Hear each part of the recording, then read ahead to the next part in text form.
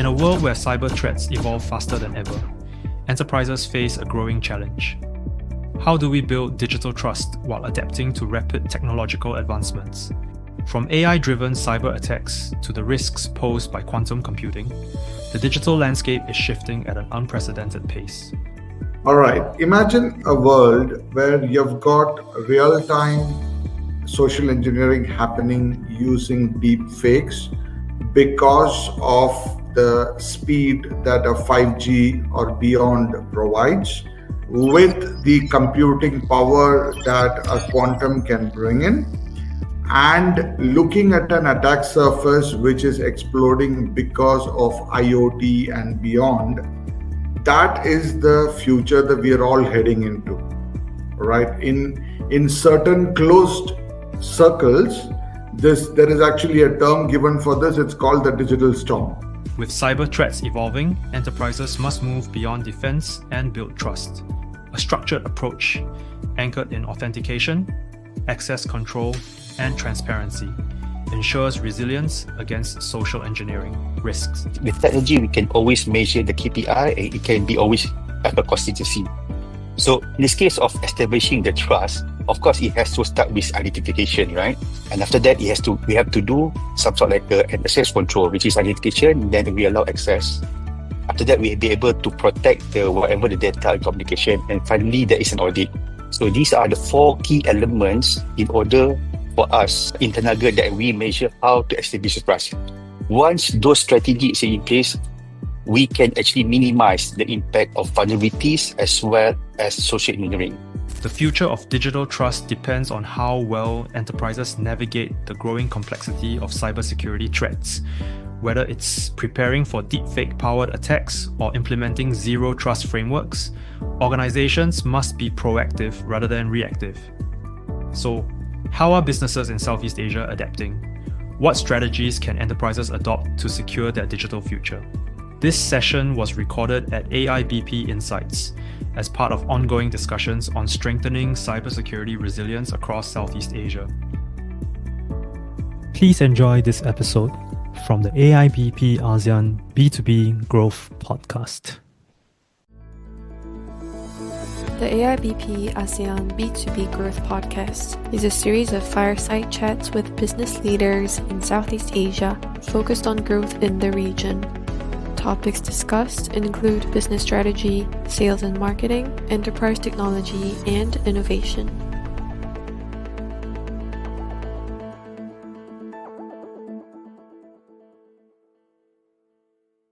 A very warm welcome this afternoon to our AIBP Insight session. My name is YY and I'm your humble host today.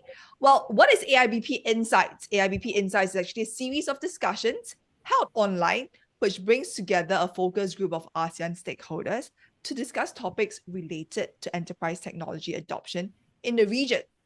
Today, we are here to talk about digital trust, the evolution of digital trust in the age of AI. If you joined us yesterday, where we looked at the government frameworks around cybersecurity together with DICT Philippines and Cybersecurity Malaysia, you will realize that digital trust came into the topic of discussion even without us prompting to it. And that's why I'm very excited to have with us our stakeholders today who will go a little bit deeper into what digital trust means to them.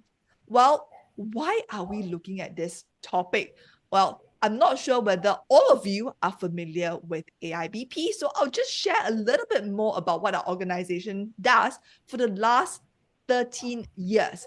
Since 2012, we have served as avenue for public and private enterprises across Southeast Asia to access information around innovative digital transformation journeys, to access the level of innovation within their organizations, or perhaps also their level of cybersecurity within their organization, plus to advocate for digital innovative journeys, which serve as lighthouses for other enterprises to model after. In fact, we have one of the winners of our AIBP Enterprise Innovation Awards today who will be sharing a little bit more about their cybersecurity journey. Well, AIBP Insights is part of the many channels that we use to engage with our audience. So among across AIBP, you would also have the conference and exhibitions. You would have our reports, which you can access via the QR code that is being shown here. When we look at cybersecurity, it is a topic that is top of mind when we look at challenges to digital transformation. Across Southeast Asia, cybersecurity and privacy concerns are among the top 3 challenges that enterprises highlight as a main challenge in their journey. In Indonesia itself, it is the top concern. And in Malaysia, it is the 5th most highlighted challenge. If you want to find out more about what are the other challenges, you can scan the QR code. If we are looking at cybersecurity, there are many different types of cybersecurity challenges. Well, in the region itself, we see that phishing attacks and social engineering as the one that is of highest priority to address among the countries. But if specifically to Indonesia, malware and ransomware attacks are among the top cybersecurity challenges that enterprises face. If you'd like to find out more about how do you secure access in Southeast Asia, you can scan to pre-register for a report that will be launching really soon that will talk about all the cybersecurity challenges in more detail. So think of this today as a teaser to what you'll see within the report itself. But it's always great to find out directly from cybersecurity professionals about how they're driving the cybersecurity strategy within the organization. But you can follow up with that by looking at the report. What is clear is that organizations are definitely spending more. Over 80% of enterprises expect a moderate to significant increase of investment into AI-driven security within the next 12 months when we surveyed them this last year. And when we look at priorities, over the last 5-year period, while cost reduction and efficiency improvement and enhancing customer experience and engagement still remains very high, what we see is that cybersecurity and data protection has more than doubled in terms of a focus for enterprises when they are deciding how to spend their budgets in investing in digital transformation projects. All of this is available to you should you wish to dive deeper into these numbers in our ASEAN Enterprise Innovation Market Overview, which you can gain access to by scanning the QR code you see online. Well, which brings me to the key part of today's discussion. The spotlight is on the gentlemen that you see on screen here. Each of them brings with them a wealth of experience in looking at digital trust and cybersecurity, and we'll be looking at how digital trust has evolved in this age of AI. We can't go about any day without seeing the topic of AI.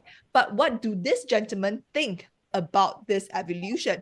Well, perhaps I can get this gentleman to maybe give an introduction about themselves, how they came into this role, and what do they do for their organization. I'm just going to start from my screen, the right-hand side of my screen. Suresh, could you start us off by telling us a little bit more about yourself and your role within the Axiata Group, please? Thanks, Vaiva. Good evening, everyone. Thanks for having me here. The name is Suresh Srinivasan. I am the group head for cyber and data privacy for Axiata Group. So essentially CISO and DPO from an office perspective. We don't have the CISO DPO titles. My remit, let me start by my remit and then go to what my background is.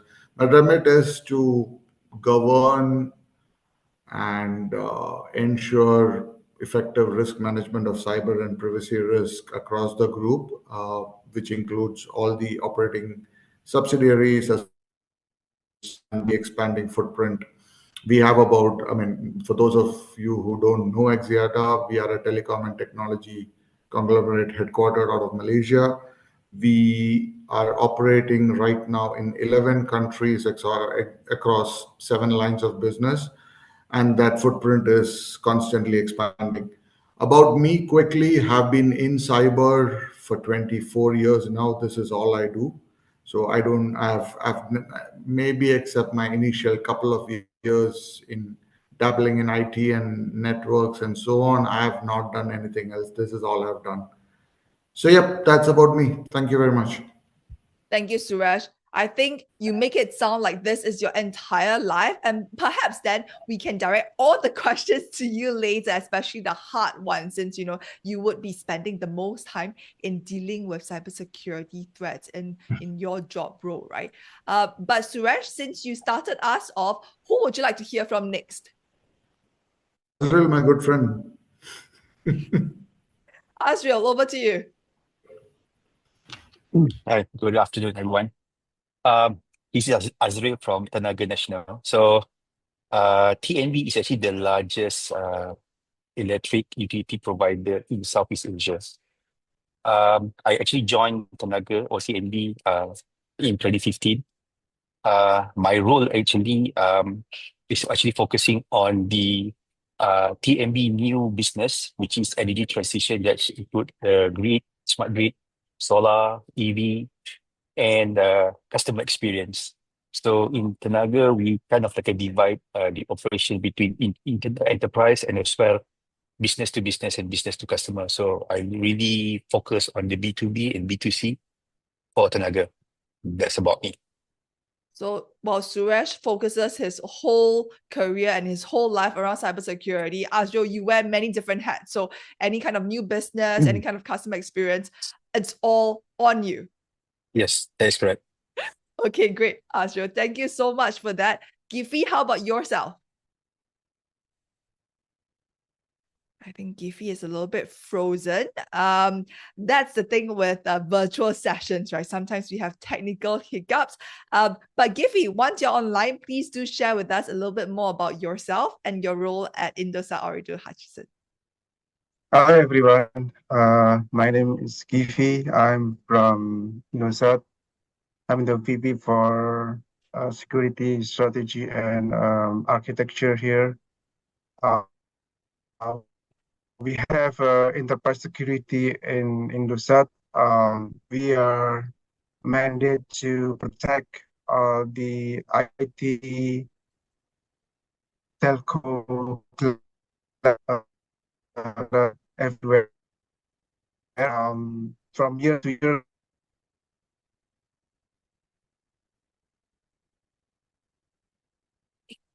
Would be a little bit choppy, Gifi. we are growing like only, but hello, can you hear me? Yes, it's slightly better now. Perhaps you could repeat the last two lines of what you've just said. Okay. Indosat is the second largest telco company in Indonesia. And actually, in terms of the revenue, we are number one if we compare to telco company. But if you compare to the capitalization, we are number two. And we are growing every year. We are entering the telco transformation. So this year is very paramount. We need to transform ourselves into technology company. Thank you. Thank you, Gifi. I understand that you drive the IT security and compliance standards within the industry, right? So we'll hear more from you with regards to that. Last but not least, over to you, Marcus. Share with us a little bit more about yourself and your role at Okta. Thanks, bye-bye. Hi, I'm Marcus. So I'm from Okta. I head the solution engineering team in Greater ASEAN. So we do have a team here in Greater ASEAN. So when I say Greater ASEAN, it's basically the ASEAN regions, including Hong Kong and Taiwan.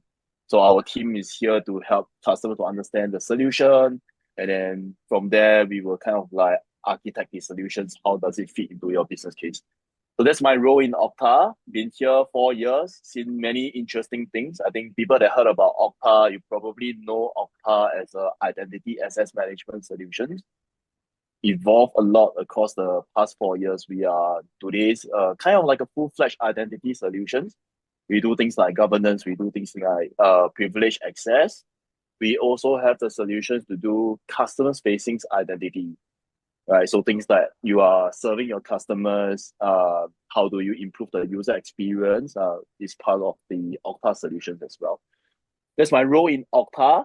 I definitely don't have that spread of experience like Suresh. I probably in this industry for 15 years.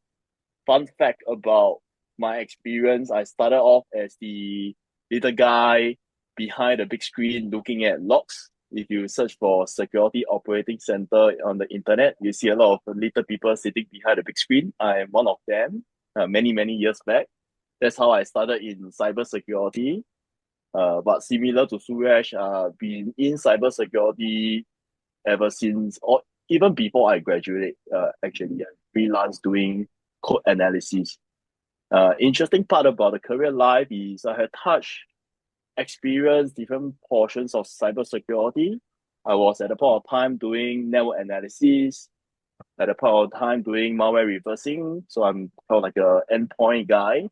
And my background is always data analysis. So I look at SIM solutions, big data, and very relevant to today's market, right? Where we talk about artificial intelligence. There was a very interesting story how I ended up in Okta. Many organizations that I've been to, they are actually Okta customers. And every time I access something within my previous organizations, I see this little icon spinning. And I was very intrigued by the user experience. And that's when I know about Okta as an organization. And I've been always looking for an opportunity to join Okta as a company. And it took me a while. So fortunately, 4 years back, they started the Singapore business and I was here. That's how I ended up in this role. Interesting. So from a user to now a promoter of the solution, if you can put it that way. So I guess you truly believe in what Okta stands for. And I guess I'll have three other gentlemen here who will, maybe share some ideas about how they are also working on the cybersecurity strategies with that. And perhaps they'll test your knowledge a little bit better. Well, maybe we'll start off with you, Giphy. We talk about digital trust and innovation, right? You've talked about how IOH, like this year, is such an important year because it really looks at the telco moving from just telco to a techco, right? How do you look into, I guess, trust tech like AI and data analytics to assure users of data security while fostering innovation, right? I think that's a very big divide. You have to protect, but you also have to drive customer experience. How are you doing that on your end? Yeah, actually, this year we are focusing to becoming an technology industry. We are competing in cybersecurity as a service, for example, and then AI for sure, and cloud. So those are the three areas that we are focusing, and we focusing in investing in in a big way. I'm talking to our CXO. We've been discussing this and make sure that we have this priority aligned. The key word for this is this trust by design. So as the modern company like us, we need to really shift to the left, meaning that the security must be embedded in the code. So secure as code or trust by design is our philosophy. How can we ensure that the security is embedded? It's not just a features, it's becoming one of the main pillar, because if we're talking about AI, then we need to address other like transparency, like explainability, and then also the unbiased things. So because we focus on AI so much, we focus AI as a application. We built our custom AI application, and we also using AI for our cybersecurity tool to automate and try to be more intelligent and preventing, actually to be proactive. That's why we I said that shifting to the left is very critical. Make sure that all that we focusing is on development, security, operation, DevSecOps. It's working.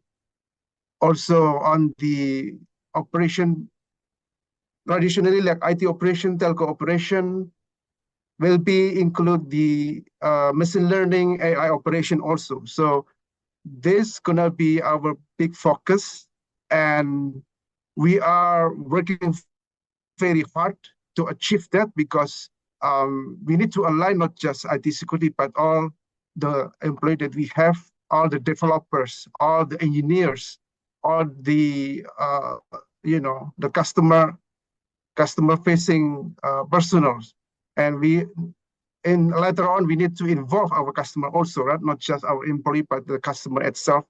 So we have to start aggressively, and we need to focus on this philosophy. It's not just a concept, but we need to implement this in reality and make it work. Thank you, Giphy. Thank you. Suresh, I'm curious, from your perspective, right? You unofficially hold the CISO role in a way, right? Because No, I officially hold it. We don't have the CISO title, that's all. Yes, no CISO title, but I think Giphy talked about how telcos are transforming and really looking at how do you drive, say, cybersecurity very, very close to the business. What are your thoughts around that, Suresh? How is Axiata Group doing that? Sorry, could you repeat that question? I mean, I lost you for the last 2 seconds. No problem. So just now for Giphy, he was sharing a little bit more about how he is integrating, like say, cybersecurity into the business, very, very close to the business itself. I believe for Axiata Group, it's also similar in your journey as building to be beyond just a telco itself, right? So could you share with us a little bit more about that journey at Axiata? Sure, happy to. I think, I mean, if I could start, I think it's a ironic coincidence that you have kind of anchored this entire conversation around digital trust. And it so happens that the theme of our cybersecurity strategy, which goes back all the way to 2018, has always been digital trust. And we added resilience to that theme. So when we revamped our strategy in 2020, so the way we do it is we set out a strategy for every 3 years, because anything beyond 3 years in today's times is kind of like stretched out, because businesses change, models change, technologies evolve. So anything beyond 3 years, not really practical or plausible, so to speak. So I mean, when you were kind of repeating that word, I was like, okay, so something that we had set out in 2018 now has become kind of mainstream as a conversation topic. So that's good to hear. All right. So answering your question, see, the first step of aligning with the business is to know what your business strategies are. And if you don't know your business strategy and you go out and build your own cyber strategy, it is going to be two different silos operating on their own. So if I can give you Axiata's example, in 2016, Axiata gave a kind of a call for action, so to speak, within the group, that we want to become the next gen digital champion. So that was the kind of the war cry, or the call for action as a business direction. So the next gen digital champion was like the guiding beacon for every function to build their strategy towards. So when you look at the cyber strategy, which I said at that point in time was called Digital Trust 2020, it was from 2018 to 2020. It was built in a way where it enabled that vision of becoming a next gen digital champion. So everything that we set out to do from a cyber perspective aligns with what the business wanted to do. Whether, I mean, I'm going back in time, so those days APIs and microservices were evolving, right? I mean, API was what AI is today back in 2018. So it was more about forward looking, saying, okay, what are the emerging technologies? All right, cloud is going to be the next big thing, API is going to be in the horizon. Honestly, DevOps was just starting off. So if I recollected back on top of my head, so we realized that the business to become a digital champion is going to adopt all these emerging technologies. So how do we align from a cyber perspective, right? Similarly, when we entered the pandemic phase, we realized that the entire attack surface is going to explode. So we added resilience to the strategic teams and said, okay, we need to enable people from we people working from anywhere on the planet, because people were all over the place. So we need to enable it, and we need to still be resilient in those difficult times. So the way we have always modeled our strategy is on what are the business priorities, where is the business looking at, where is the business going.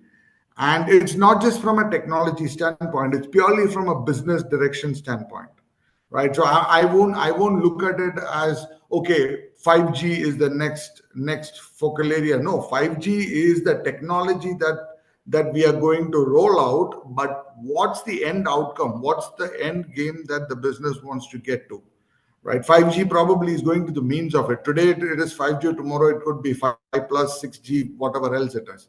So that, yes, that means is important, but more than the means, what's the end game for the business? Then you look at what are the means which are going to enable the business to get to that end game. Again, as I speak today, if you ask any business, they'll say, yeah, AI, automation, analytics, those are the means which will be spoken today. Trust me, next year same time when we speak, we will be replacing AI with quantum. I can give you my word on this.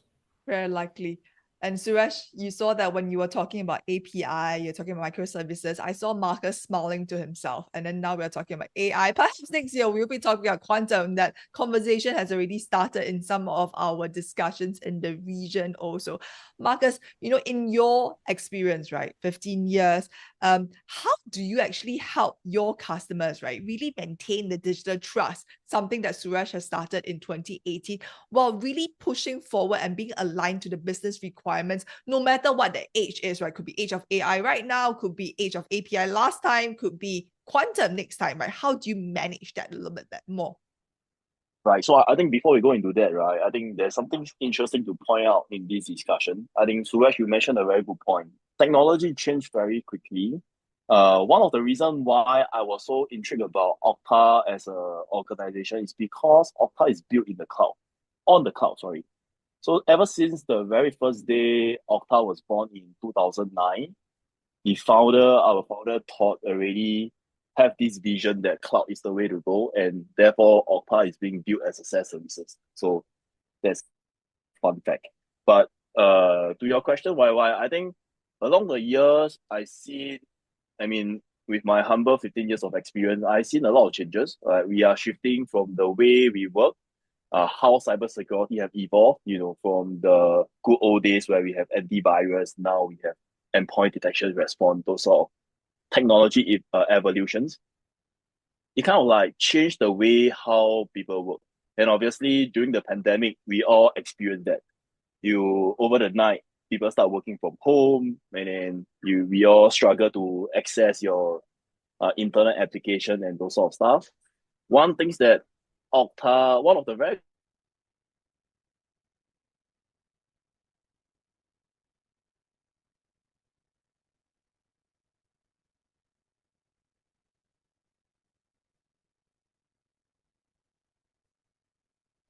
uh,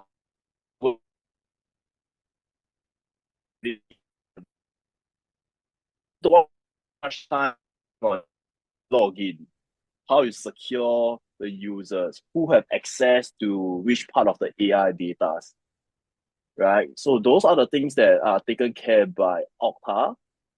If you look at the bigger picture, we are not just there to take care of the users' authentication. We are there for your organization to evolve into the AI world. into the digital platform, providing digital services for your consumer. Right, gone are the days that people go into. I think it will minimize the users going into a flagship store, purchasing over the physical content. Services are shifted to the digital world. And once again, Okta play the role to enable that kind of services, allow organizations to evolve, innovate, but at the same time, we play the role to secure users' identity. Right. So speaking from an Okta perspective, this is how we allow Okta to continue to innovate and go according to the trend where the trend is moving towards to. But at the same time, we stay agnostic as a technology, allow users to connect to any solutions and allow them to innovate at a very fast pace. Thank you very much, Marcus, for that. I would like to maybe point the hot arrow to Azril, because Azril started us off by saying that he has been in multiple roles, right? Right now, you have perhaps the enviable position as a head of cyber threat intelligence management, right? A very big title in itself. But with all of your previous experience running, say, customer experience, running the business units, renewable energy, or maybe new energy, right? New business. How do you align all of those, and how do you foster innovation, since you were previously in those roles, while also keeping true to your job title as head of cyber threat intelligence management? Thank you for the question. Before I answer that, let me give some background in Tenaga experience when it comes to cybersecurity. So we actually started the journey in cybersecurity almost a decade ago, which is in 2015. This is the way we consider ourselves to be a bit on the maturity side. But at that time, in 2015, when we started, we are too focused on the enterprise cybersecurity. All right. So a lot of our operating model is actually focusing on data center.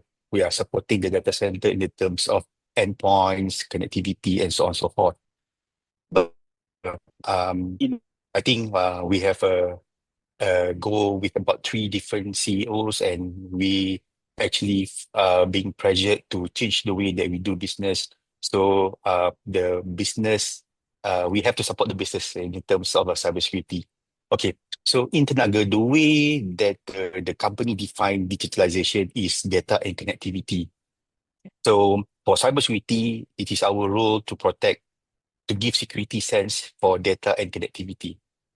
It doesn't matter what kind of business that we actually involve, what kind of solution that we try to employ, data and connectivity comes together, and then it is the role of cybersecurity to actually secure the data and connectivity. So if we drill down lower, what does it mean by security? The previous, I would say, mantra to us is actually confidentiality, integrity, and availability. So that's the way that we actually measure security, whether it's on data or whether it's on connectivity. But as the threat, I'm not trying to get, the business landscape has been big, agile. So I think the way that we in Tenaga measure security is actually by using this NIST pillar. This is the same way that we actually measure the resiliency of any solution that we deploy. So we have to actually have the components of protection, detection, and recovery response. So it has to be inclusive in order to do that. Right. Now, as I said that I wear many hats in Tenaga, but for the last, I think, like 3 years, we have been pressured by the government to actually meeting the decarbonization. Means that we can no longer run power plant based on coal and fossil fuel. Means that we have to move into a renewable energy. But renewable energy has actually 4 different factors, which is we have to decarbonize, we have to decentralize our operation, and then we have to we allow our consumer to interact with the system. And finally, and all of these are being supported by digitalization. So as you can see that there's a shift in the terms of the way that we do business. So previously it was so silo, data center centric. Now we have to open up entire assets to the customer, to the supply chain in order for them to interact, right?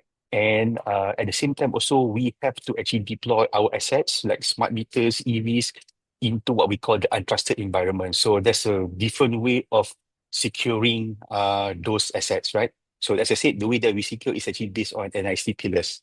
So I wish to discuss further when on the next question. So this pretty much a basics of my topic today.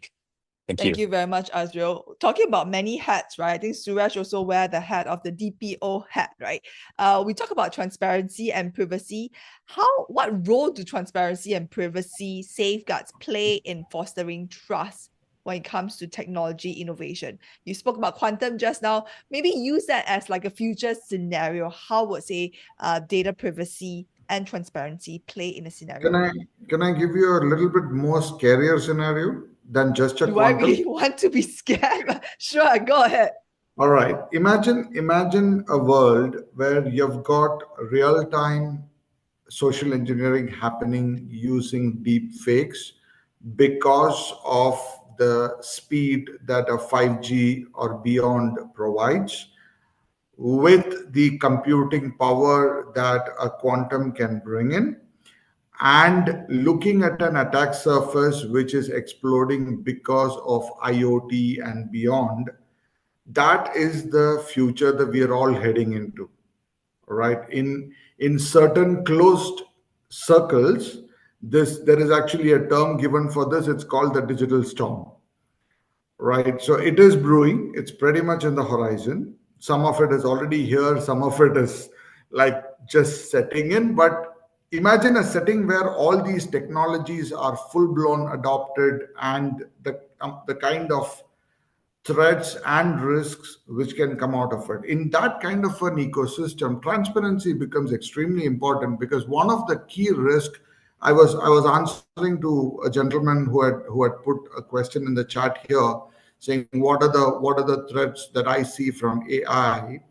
My answer to that is yes. The immediate ones, or the more glamorous and popular ones, are the deep fakes and the malwares and so on and so forth. But there are much larger risks which come out of the likes of AI and quantum, which is more around misinformation or disinformation, right? And it is already at play when it comes to nation state level, manipulating politics, or manipulating elections and so on and so forth. It's already playing out in small bits and pieces, but with the advent of all the technologies and the combination that I earlier spoke about, this scenario is going to play out literally on a day-to-day basis. And in that kind of a future, in that kind of a world, transparency becomes literally the shining beacon or the guiding beacon for every major enterprise on this planet, because privacy will literally become an utopian thought, for the want of a better word, right? I don't think privacy in the way that it exists today is also going to be there, because every step, every breath is going to be recorded somewhere. And I still haven't spoken about adoption of nanotechnology. Don't worry, there are medical research which I are still going want to on sleep in that. tonight, Suresh. Can't give me too much of a big nightmare No, but situation. there are concepts called smart blood which are there.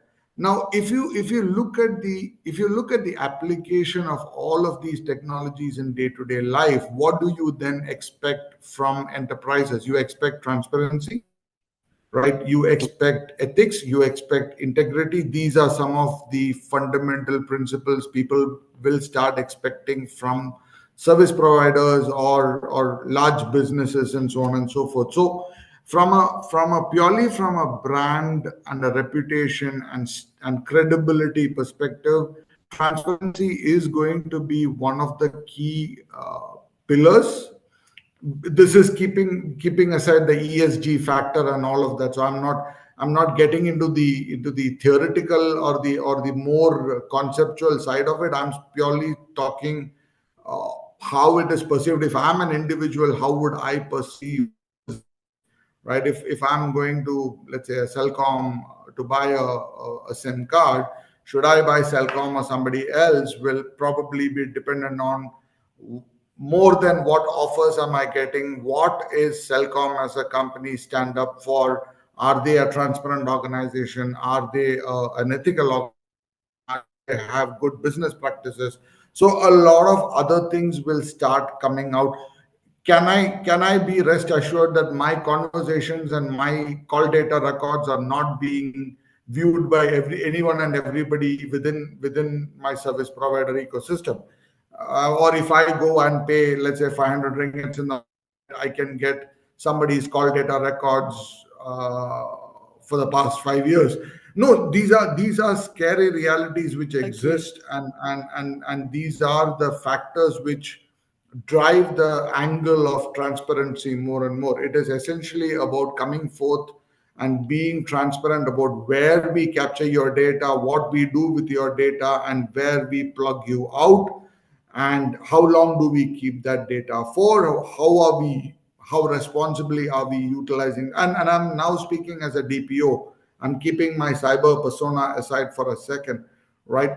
And this is going beyond, above and beyond legal and regulatory parlance. It goes all the way down to a human rights parlance. So Understand. there is a human right angle to it. There is a legal regulatory angle to it. Then of course there is a brand reputation, credibility, all of those angles to it. So it is going to be one of the key pillars going forward, especially with the advent of the scenario that I've told you about. And trust me, that's not a fictional movie thing. It's just around the corner. Give it to at best 3 years, you will see it play out. Understand. So what Black Mirror did was just to share with us the what could potentially happen, and it's really not that far away, right? So from the data perspective, I think what Suresh mentioned is that we look at data in itself. There's a lot of ethical considerations behind it, but what Suresh mentioned is also very true, right? I think Azril talked about from a company's perspective, there's ESG goals, but likewise, in the same vein, being a trusted organization also requires cybersecurity, data protection in place so that you can gain the consumer trust. One of the scenarios we talked about was social engineering. I think just earlier when we first started the discussion, we looked at across ASEAN, one of the major risks for cybersecurity was really around social engineering. How much does user education and awareness programs really combat social engineering? I'd like to hear from you, Gifi. How does your organization prioritize user education and awareness programs to perhaps combat social engineering risks? Yeah, we have to start with ourselves, right? Because we treat our employee, our board like a customer, internal customer. We need to have a structure, a framework, how to to send the message of security awareness among us. If we can treat ourselves, our employee, our colleague, our boss like a customer, then the company itself later on will treat the company better, securely. We have a framework, we have a program that we tabletop exercise, especially if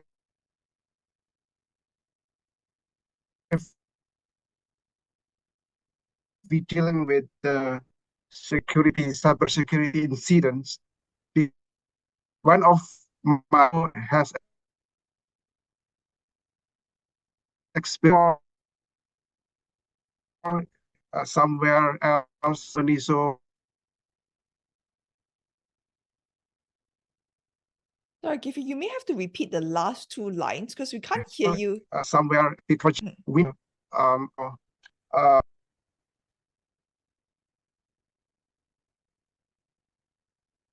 right. Sorry. So we need to have a governance incidents, right? Have a process to communicate with the other external party like the police, regulatory, everybody.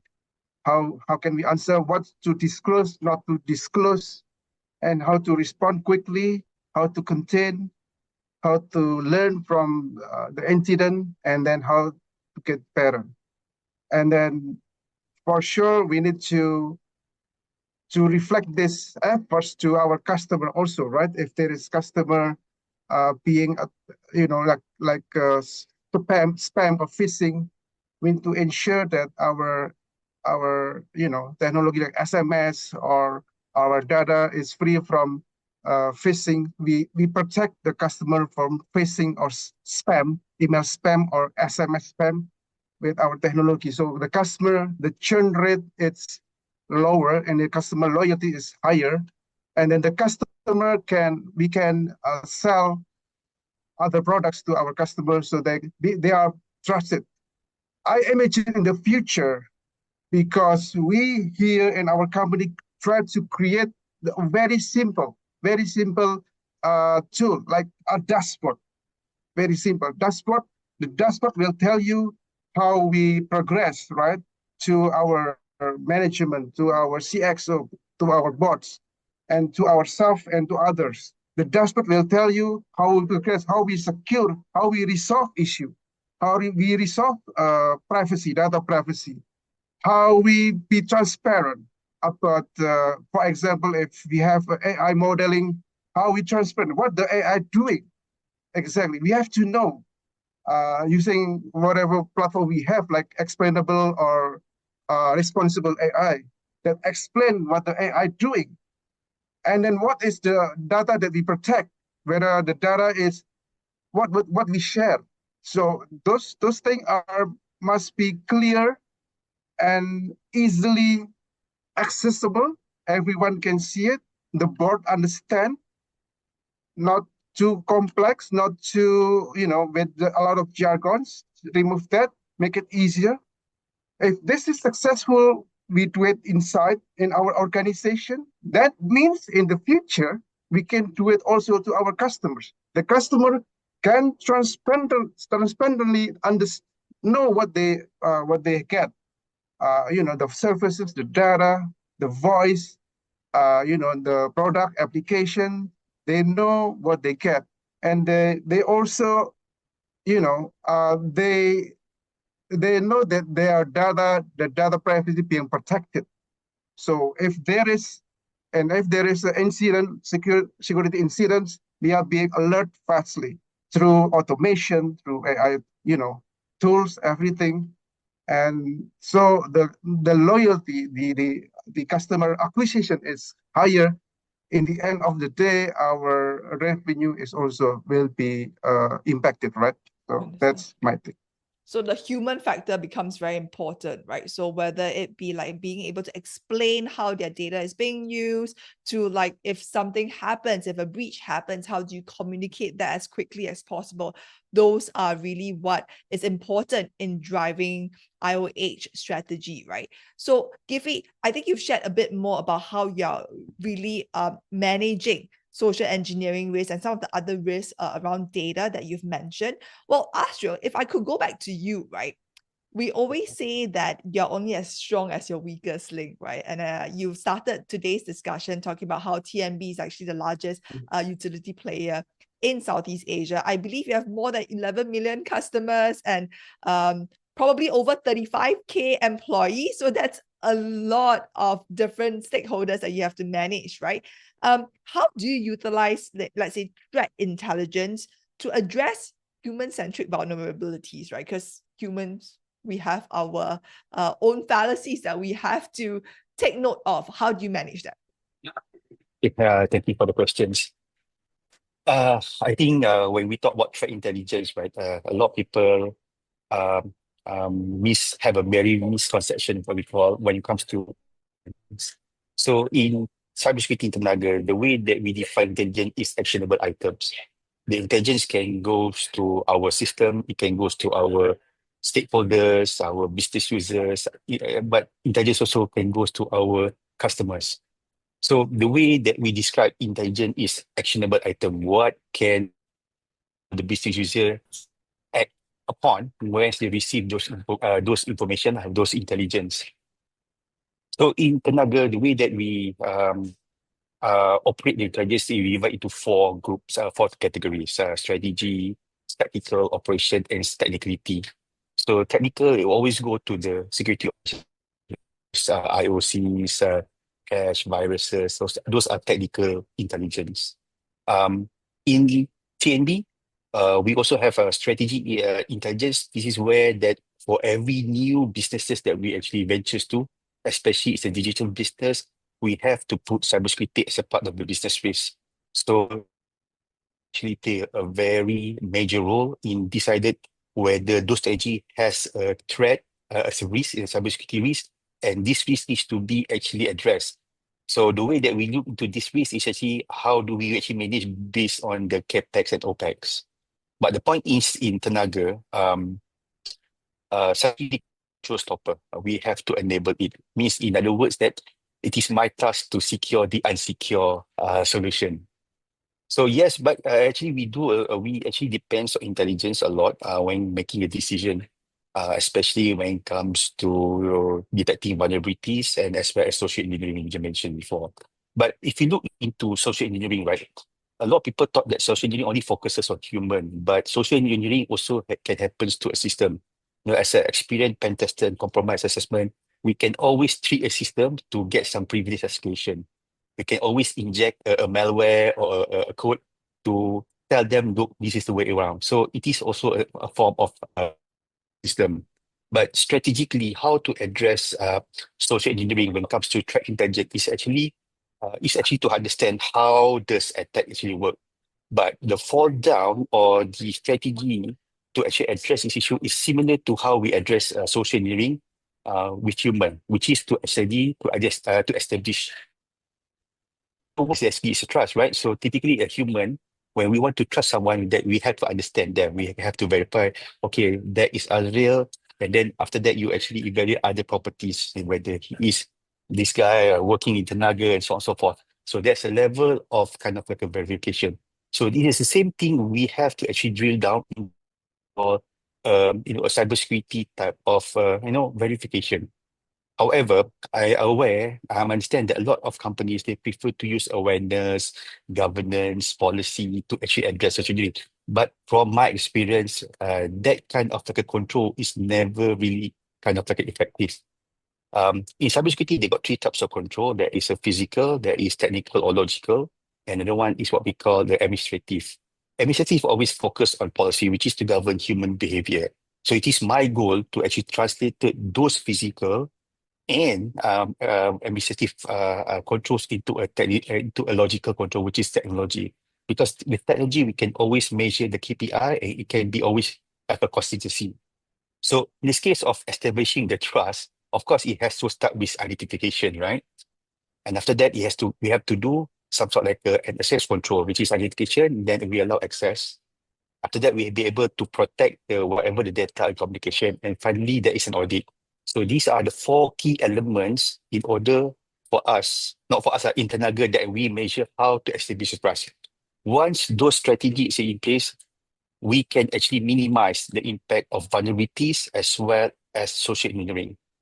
So that is the critical strategy that we employ, regardless in any solution or any business process that we have in Tenaga.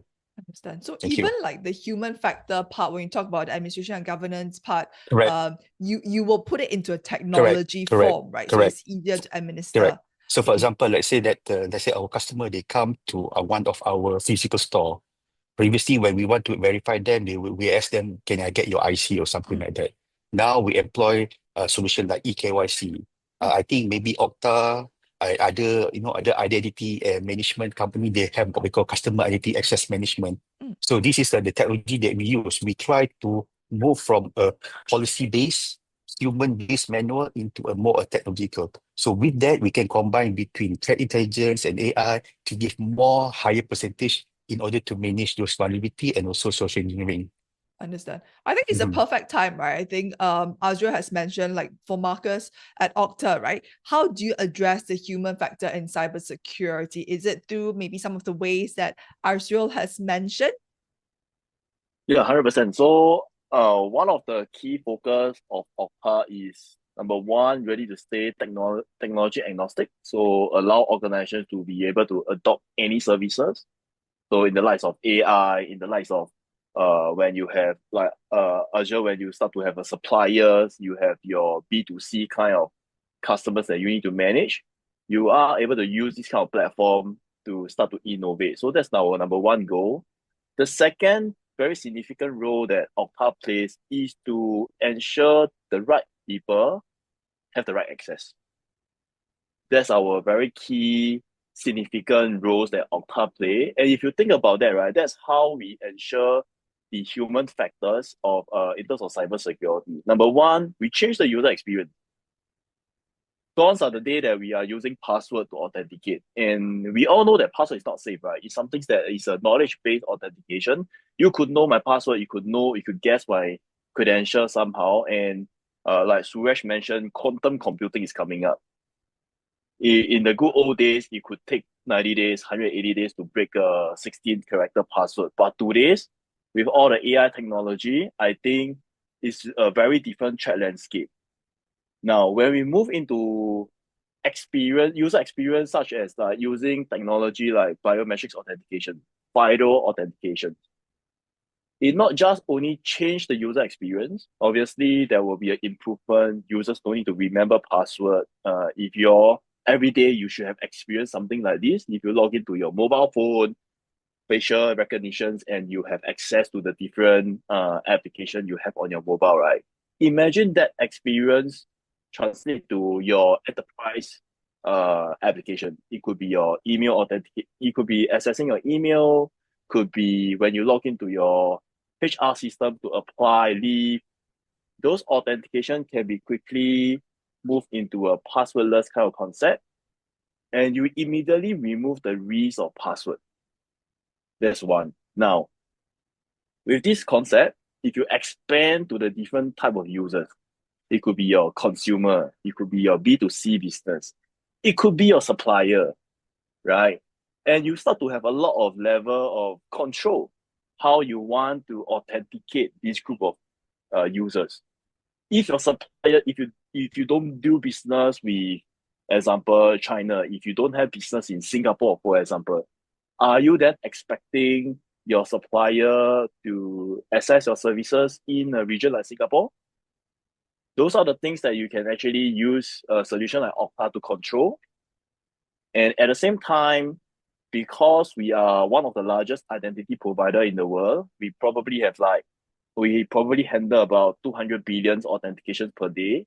And we all know that by now, right? Big data drive good AI outcome. And with that, Okta will be able to tell you these users are abnormal.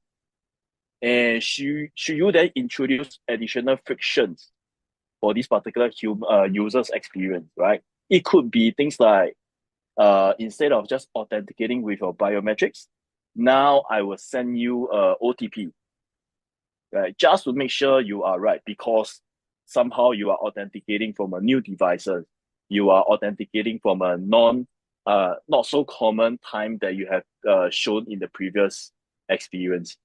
Right. So these are the few things that Okta is doing at the back end. We play a very significant role on the verification of the users as part of the business drive. If I would like to add, in cybersecurity, the main pillar of cybersecurity is always be what we call identification and access control. This is actually a very important, I would say, control, because all those phishing, social engineering is vulnerabilities is all about getting access.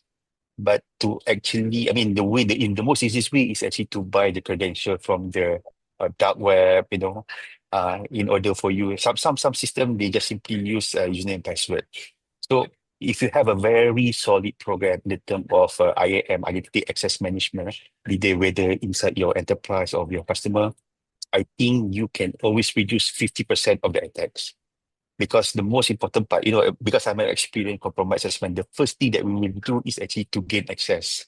Once you get access, then you actually planted whatever your persistent. It can be a malware, it can be a backdoor. But the first barrier that needs to be breakthrough is the access. So if you have a very solid program when it comes to identity access management, you will actually be able to mitigate, social engineering vulnerabilities and zero-day attacks. So, I will actually encourage companies to look into, provide a very good CapEx and OpEx for your IAM program. Thank you very much, I love that. Azril. Thank you. Somehow it came together, Marcus, but I think on our side, we have one question from the audience, right? Which I'm not sure whether this is the right set of audience, but I'd like to hear your inputs, right? So it's from Jufri Tumbara Papsi Situmpul from Indonesia, if I'm not wrong. What role do regulatory standards play in building and maintaining trust frameworks? So I understand that none of us are sitting, like yesterday, right? We had DICT, we had Cybersecurity Malaysia, but as leaders of the cybersecurity strategy for your company, you probably will have to look at regulatory standards. So from your perspective, what role do regulatory standards play in building and maintaining trust frameworks in your organization? Ghifi, do you want to start off? Because this is from your fellow countrymen in Indonesia. So perhaps we can have your perspective from Indonesia first. Sure. We've been working with regulatory, with ComDG, the Ministry of Communication and Digital, together. We've been working a lot with them. We always coordinate on whatever policy and governance that they have. If they have requests, we listen. If we have requests, we also send the message through proper channel. For example, there was an incident on telco not long time ago. I cannot say what, but at least if there is incident, we coordinate with this the ministry or with the regulatory to address this, because the incident can be isolated or can be, it's going to explode, right? And so we have to manage. If there is an incident, we have to manage together with them. We have to be transparent. We need to be, upfront with them. We tell that we have problem, for example, and then we are willing to work together with them. Even we willing to work together with other industry, because the incident not only affect telco but also others, because we have very interconnection, right, with the industry, because we are telco. We are the first gateway for the attack to come. The attacker will come to us, and then they will spread to others, right? So we have to work together, and we doing this. We always communicate with them, and then we share our pain. Also, they will share their pain, and in the end of the day, that we talk with them, and if there is some some gap in the policy, let's address it, and let's communicate with others also, because the security awareness is to all the industry, not just us, not just the ministry, not just regulatory. We have to talk to people, to other people, share the pain, share the threat intelligence to others without sharing the customer privacy data. We can do that. We can share. There is a lot of platform that we can do to share the threat intel data without leaking our customer data. That's what we do.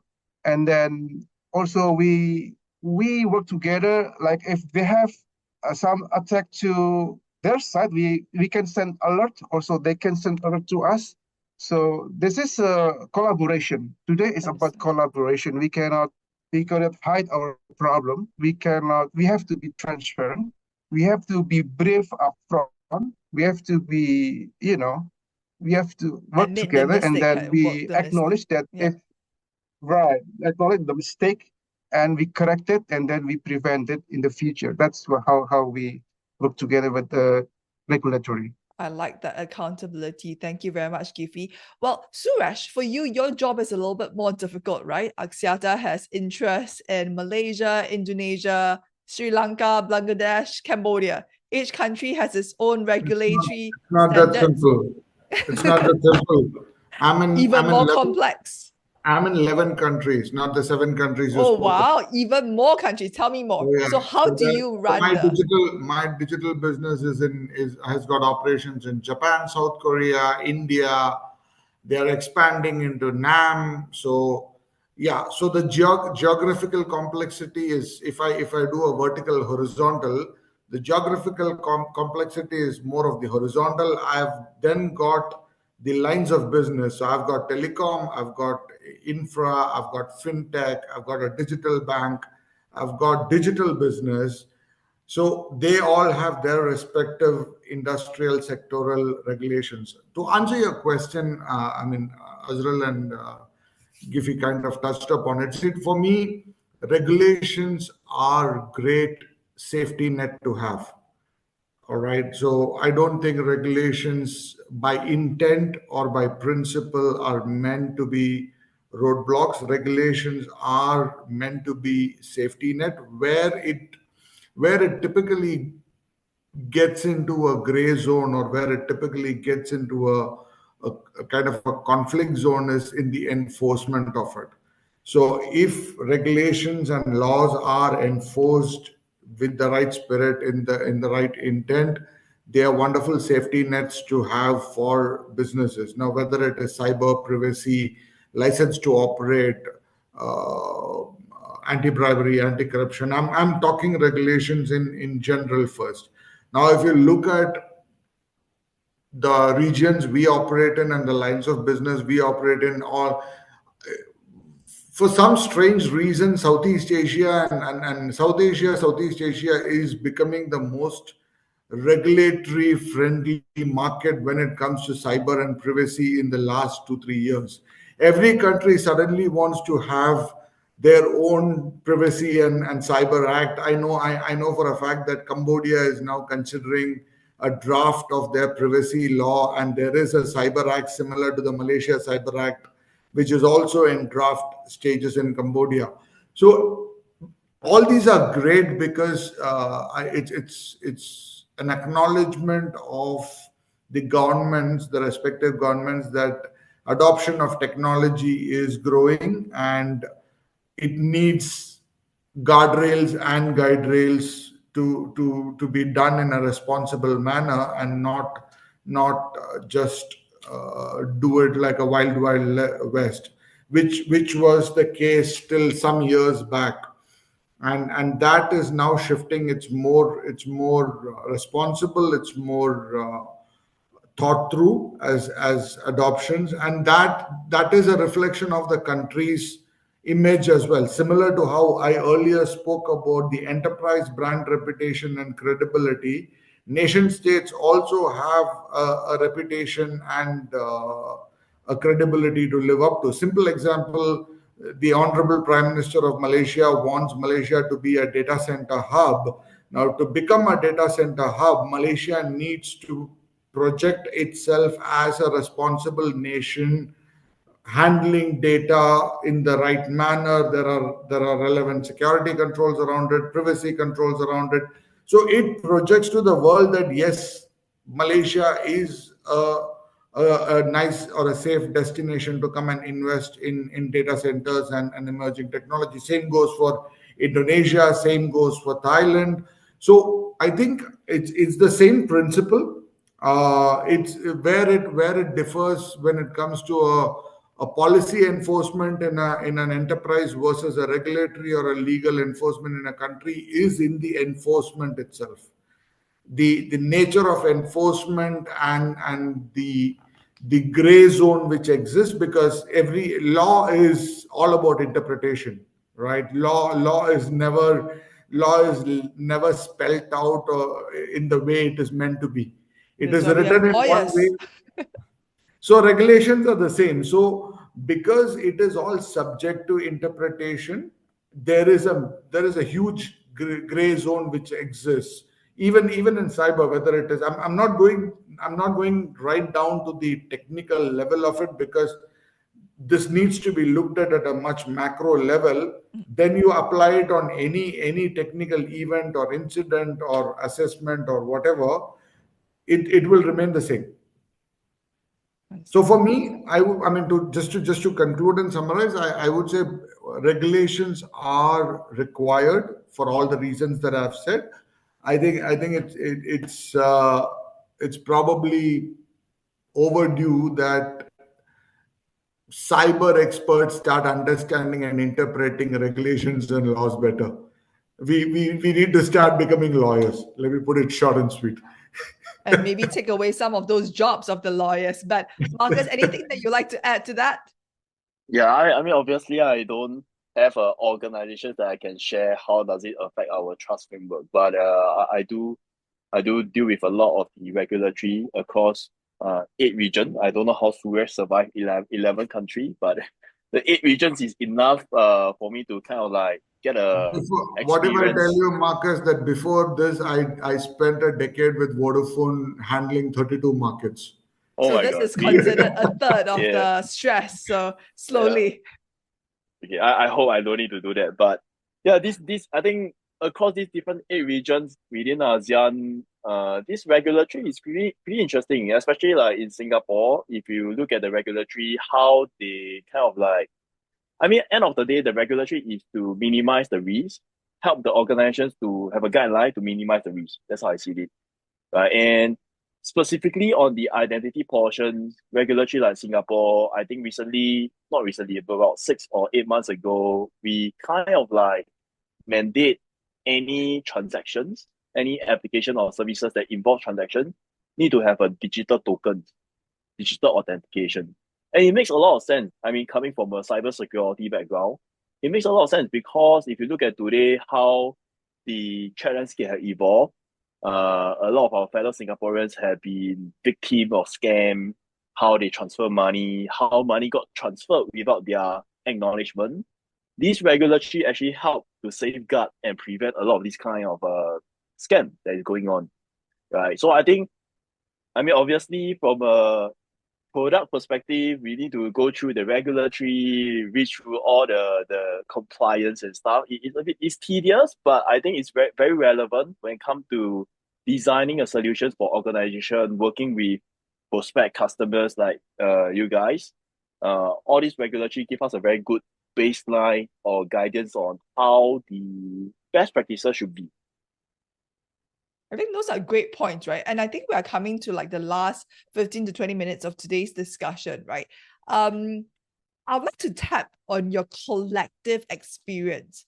What were some of the key challenges when it came to, say, implementing, say, decentralized identity systems, or perhaps like really integrating all the systems into IAM solutions, right? I'd like to hear from each of you some of the key challenges when it comes to really imbuing digital trust. We can start from you first, Suresh. All right, thank you. See, I think for me, there are a couple of things here. The fundamental challenge, so to speak, that I have seen is the interoperability between DIDs versus the legacy IAM PAM solutions. I don't think that bridge has been built completely yet.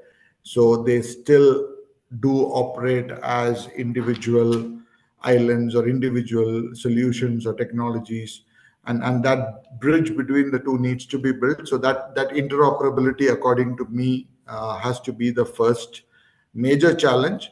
Another topic that I would probably bring into play is around the security of the key management, the private key management, because especially in a DID kind of a scenario, the private key is not centralized; it is with the user.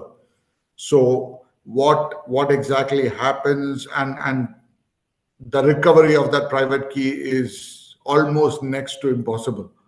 It's possible in certain scenarios, but it's an extremely difficult process. Let me put it that way. So how do you then manage those keys? How is it handled? Do you give the user the control? so on and so forth. That's the second point. The last point, I'm sure Azril and Marcus have something to say, even Gifi has something. So I don't want to take up their time. The last thing I think is around user experience, because it's still a bit complex in terms of deployment and implementation. So there is a bit of a work to be done around the user experience, especially when it comes to DIDs and stuff. So I'll take a pause there. Thank you, Suresh. I understand that Azril is answering a question directed to him. Perhaps Gifi, from your end, right? What are some of the key challenges that you face in building digital trust?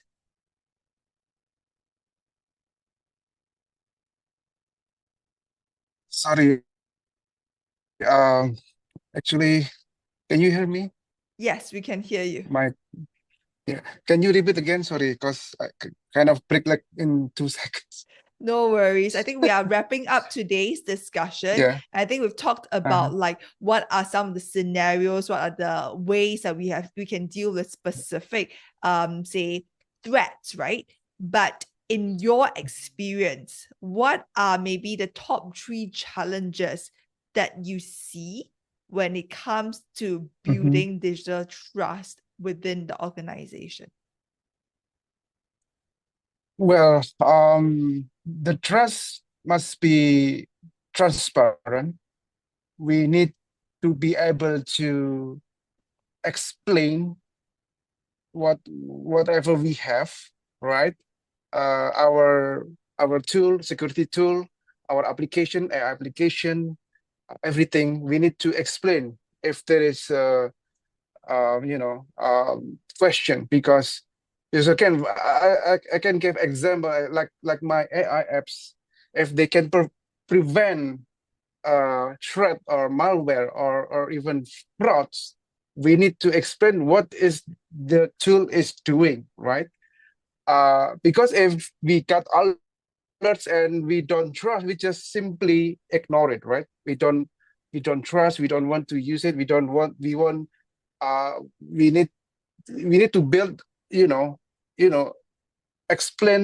to explain what we do as much as we can, right? As transparent as we can, manually or with a tool. So then the people around us understand why we're doing this. And of course, we need support also from the top management, because the top management can enforce the power for the trust, right? If they trust us as a CISO, then people around us will follow, right? And we have to set also examples to ourselves, because if we are guarding the company, we need to be acting, like we are mandated. Not if we are police, we don't do some unpoliced thing, right? We need to be disciplined. We need to act the secure by ourselves. We have to have a clean desk. We need to be disciplined. We need to report everything. And yes, we also need to make sure that our basic security is also not hampered by infrastructure issues. But I'm very sure Gifi will come back in a while. Azril, I see that you have answered the question directed to you, but in your experience wearing the multiple hats, what are, if you could just identify 3 top challenges, what would those be? Okay, thank you. So in Tenaga, the cybersecurity is a CEO KPI. So it's just that he delegates those KPI to the CIO, and the CIO delegates to the head of the department. Okay, anyway, when it comes to this trust and identity, I think that the challenges that I've seen for the last decade is that the system keep on changing. And when we try, for example, like in Tenaga, right? When it comes to, okay, see, identity access management, they have like 4 main concepts, which is identification, authentication, authorization, and audits. I think the most difficult part in identity access management is authorization and audits, because authorization has always be a responsibility of a system. For example, after you identify, you can authenticate. That is typical. You can use third party. You can use AD. You can use Okta, whatever they mean. But when it comes to authorization, it has to be system based. The authorization, let's say, authorization in Oracle is different than authorization in SAP. The difference authorization in Windows, in Linux, as well as any other industrial control system. Because some system may actually use rollback, RBAC. Some system like operating system, they use Biba and Lapadula. So authorization has to be at the system level. The only problem with me try to actually make sure there's an interoperability is that some system are legacy system. It does not support newer kind of like authentication methods, right? And then, for example, in Tenaga, right, we deal with a lot of industrial control system like PLC, RTU, HMI, and most of the system is actually proprietary based. For example, like if you use Siemens, we can only work with Siemens system. It cannot be interoperable with other third party. So these are the things that I think are an issue that we hope that the regulatory, not only in Malaysia, but at the international level, to force those kind of a proprietary legacy system to be on the top of some sort like there must be an interoperability system, because cybersecurity is not about protecting, but also focusing on making company more money, reduce cost, and also to reduce risk. So that's it. So I think that's are the challenges that I see right now in order for Tenaga to move forward, to interpret, to communicate, to interpret with other devices, other system, which is some legacy, some new. So I think the access control part is always be the issue for us. Understand. Thank you so much, Azril. I think what you've mentioned it's similar to what Suresh mentioned, right? Like everything should not be in silos, it should be interoperable, because otherwise all your jobs become more difficult, right? Suresh only have to take care of like 13 different regions. We don't want to add on to his headache of handling more in his role, right? But Marcus, is what the panelists have shared something that is doable? I would say not 100%, to be very honest and transparent, and it's a real problem, right? What Azril just mentioned, the legacy system is something that day in day out, a lot of my customers and prospects are facing the same challenge. You just imagine, right? Today you're from Singapore, you go Thailand, Vietnam, and different regions, you use different plug. That's exactly what is happening in the IT world. And that is one of the Okta primary goal. Our goal is to stay agnostic and support industry protocol.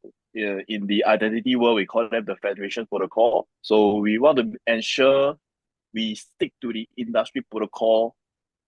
Therefore, organization can start to integrate any solutions they want to use, and it can be centralized, managed by a solutions like Okta.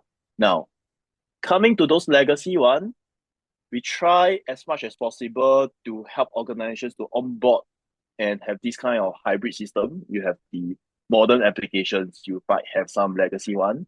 That's why I say 90%, because to be very transparent, there are bound to be systems that are not supported, and there is no way around it.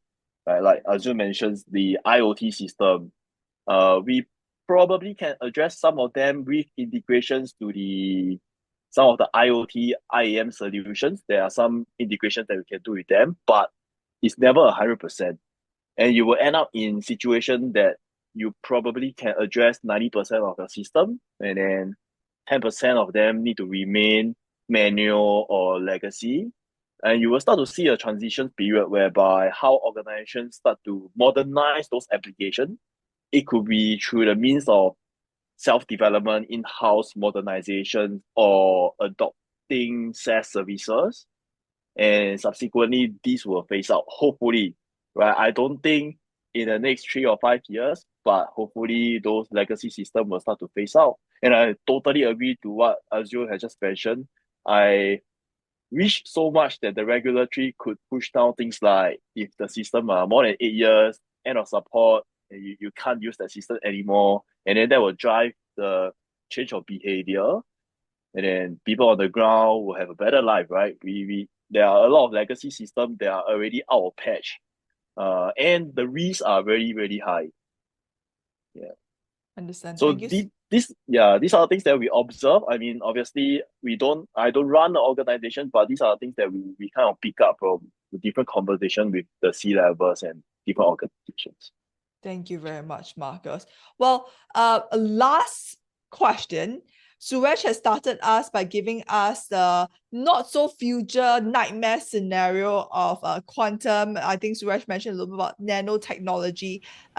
This question is kind of really wrapping around what keeps you up at night, right? Because as head of cyber DPOs, you have a lot of responsibilities on your shoulders, right? So Suresh, what are you keeping an eye out for, and what keeps you up at night? There is a short term and a long term part to it. Short term is definitely around right now is around the adoption of AI. APIs are still an evolving story. Regulatory play is also an evolving story because it's a bit dynamic when it comes to regulations and laws. So need to keep an eye out on that. So broadly, these are the things in the short term that's keeping me awake. Long term, most definitely is around the play that I told you, which is a convergence of all these emerging technologies, especially with quantum smack bang in the middle of it, and all other emerging technologies, which becomes like hub and spoke, so to speak. And the kind of the kind of risk and threat that we will see at that point in time will be way different from what it is today. So what will resilience look in that future is my long term keeping me awake topic. But for the time being, I've answered you. Thank you very much. It will not only keep you awake, it will probably also mean that you'll be in the industry for another 10 more years, perhaps, Suresh. Well, Or I'll find a cave. either way works. Giffy, on your end, what keeps you up at night? What are the things that you worry about, and where do you see the biggest threat in the future being? Yeah, for me, it's cyber state sponsor attack. Yeah, I mean, Indonesia always been a target for state sponsor, and we got attacked from all over. Yeah, because I think the most difficult, if not maybe one of the most difficult tasks, is to how can we ensure our partners, our suppliers, our vendors, our customers do the same with our, organization, have a standardization like ISO 27001, and standard best practice, in cybersecurity with limited resources, because maybe we are lucky today that we have resources because we also try to protect our customer, right? But at the same token, the customer itself we need to work with them together. That's why we offer solution like managed services to them, because if they don't have resources to protect themselves, then we can help, right? And actually it helped ourselves. If they get attacked, we're gonna be attacked.